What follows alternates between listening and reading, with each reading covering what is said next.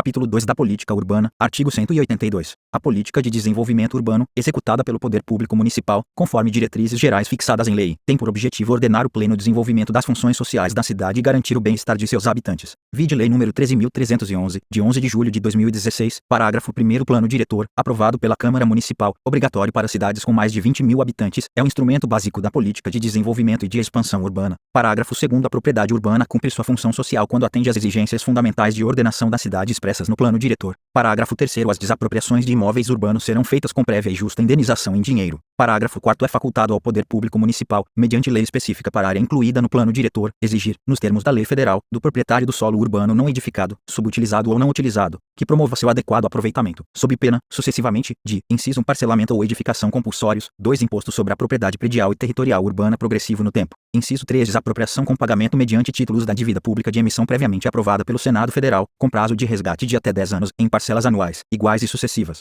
assegurados o valor real da indenização e os juros legais.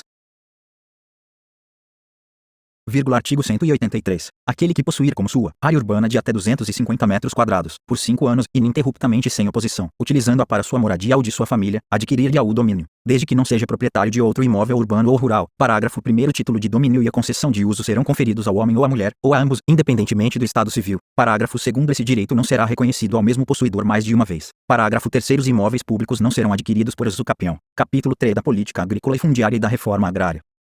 Artigo 184. Compete à União desapropriar por interesse social, para fins de reforma agrária, o imóvel rural que não esteja cumprindo sua função social, mediante prévia e justa indenização em títulos da dívida agrária, com cláusula de preservação do valor real, resgatáveis no prazo de até 20 anos, a partir do segundo ano de sua emissão, e cuja utilização será definida em lei. Parágrafo 1º. As benfeitorias úteis e necessárias serão indenizadas em dinheiro. Parágrafo 2º. O decreto que declarar o imóvel como de interesse social, para fins de reforma agrária, autoriza a União a propor a ação de desapropriação. Parágrafo 3º. Cabe à lei complementar estabelecer procedimento contraditório especial, de rito sumário, para o processo judicial de desapropriação. Parágrafo 4º. O orçamento fixará anualmente o volume total de títulos da dívida agrária, assim como o montante de recursos para atender ao programa de reforma agrária no exercício. Parágrafo 5º. São isentas de impostos federais, estaduais e municipais as operações de transferência de imóveis desapropriados para fins de reforma agrária.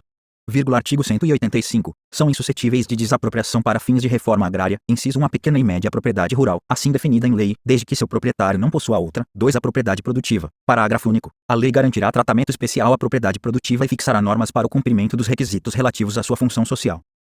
Artigo 186. A função social é cumprida quando a propriedade rural atende, simultaneamente, segundo critérios e graus de exigência estabelecidos em lei, aos seguintes requisitos: inciso 1, aproveitamento racional e adequado; 2, utilização adequada dos recursos naturais disponíveis e preservação do meio ambiente; inciso 3, observância das disposições que regulam as relações de trabalho; 4, exploração que favoreça o bem-estar dos proprietários e dos trabalhadores.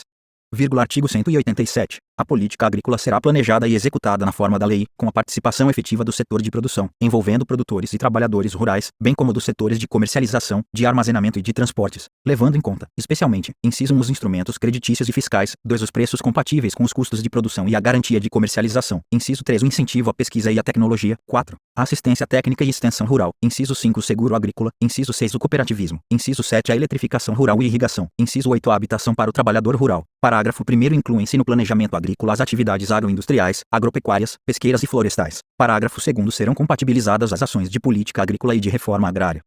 Artigo 188. A destinação de terras públicas e devolutas será compatibilizada com a política agrícola e com o Plano Nacional de Reforma Agrária. Parágrafo 1º. A alienação ou a concessão, a qualquer título, de terras públicas com área superior a 2.500 hectares à pessoa física ou jurídica, ainda que por interposta pessoa, dependerá de prévia aprovação do Congresso Nacional. Parágrafo 2º. Excetuam-se do disposto no parágrafo anterior as alienações ou as concessões de terras públicas para fins de reforma agrária.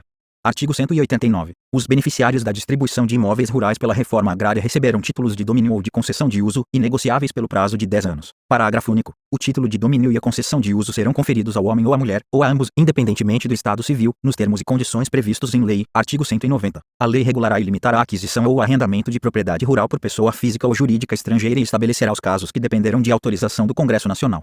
Artigo 191. Aquele que, não sendo proprietário de imóvel rural ou urbano, possua como seu, por 5 anos ininterruptos, sem oposição, área de terra, em zona rural, não superior a 50 hectares, tornando-a produtiva por seu trabalho ou de sua família, tendo nela sua moradia, adquirir-lhe a propriedade. Parágrafo único. Os imóveis públicos não serão adquiridos por usucapião. Capítulo 4 do Sistema Financeiro Nacional.